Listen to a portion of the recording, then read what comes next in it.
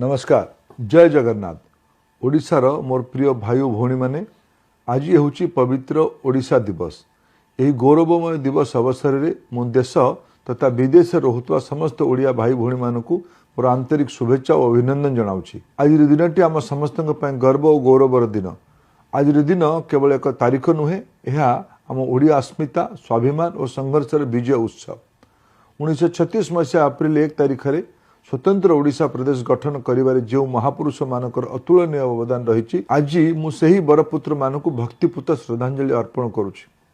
उत्कल गौरव मधुसूदन दास, उत्कलमणि पंडित गोपबंधु दास, महाराजा श्रीरामचंद्र भंजदेव, महाराजा कृष्णचंद्र गजपति, स्वभाव कवि गंगाधर मेहर एवं व्यासकवि फकीर मोहन सेनापति भाषा प्रीति और अगणित बरपुत्र त्याग आम जातिर मूलदुआ। से संघर्ष जगू आज आम ओडिशा जाति विश्व दरबार निजर स्वतंत्र परिचय सृष्टि कर पारिछि। बंधुगण, आम राज्य ओडिशा हेउछि कला, संस्कृति, भाषा एवं अदम्य साहसर एक संगम स्थल।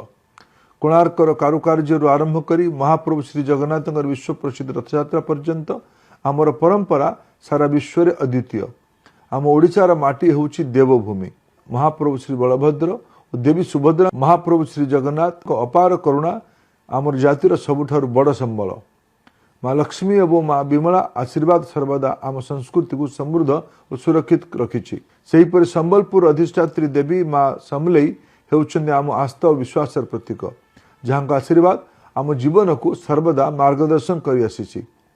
प्रभु श्री लिंगराज आशीर्वाद आम माटी को एक स्वतंत्र सांस्कृतिक परिचय देछि। माँ हिंगुला, माँ तारिणी, माँ कटकचंडी, माँ बिरजा, माँ सारला एवं माँ चर्चिका अभय आमर एही पवित्र भूमि को एक आध्यात्मिक मर्यादा प्रदान करिछि। आमर शास्त्रीय भाषा ओडिशा आमर शक्ति एवं साहित्य और इतिहास आमर गर्व।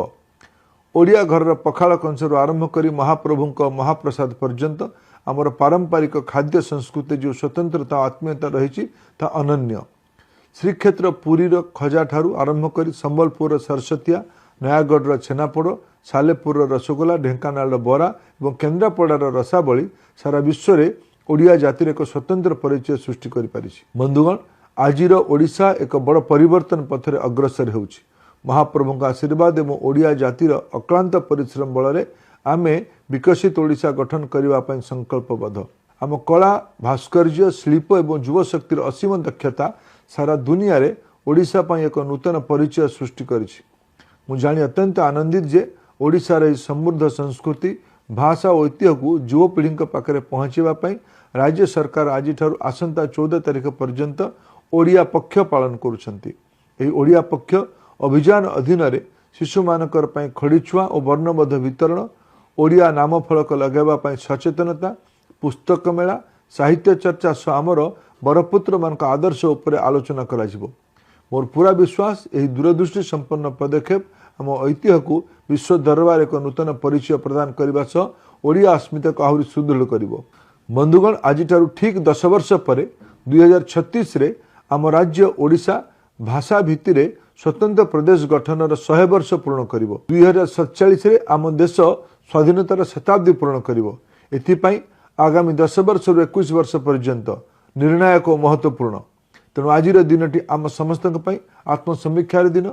यही समय आमको संकल्प नेबा को हेबो जे आमे आमर मातृभाषा को सम्मान देबा एवं यार प्रचार प्रसार करिबा। ओडिशार विकास और प्रगति निजर क्षेत्र में अवदान देबा। जाति, धर्म, भेदभाव को भूली एक समृद्ध एवं सशक्त ओडिशा गठन में सहायक हवा। प्रत्येक शिशु पाखे पुष्टिकर आहार पहुँचापी सामूहिक दायित्व नेबा। सिंगल यूज प्लास्टिक वर्जन करने सह अन्य मानक ए दिगरे सचेतन करवा। आमर विद्यालय, मंदिर, ऐतिह्यस्थली और रास्ता घाट को स्वच्छ और सुंदर रखा। जल शक्तिर संचय कर प्रकृतिर सुरक्षा करवा।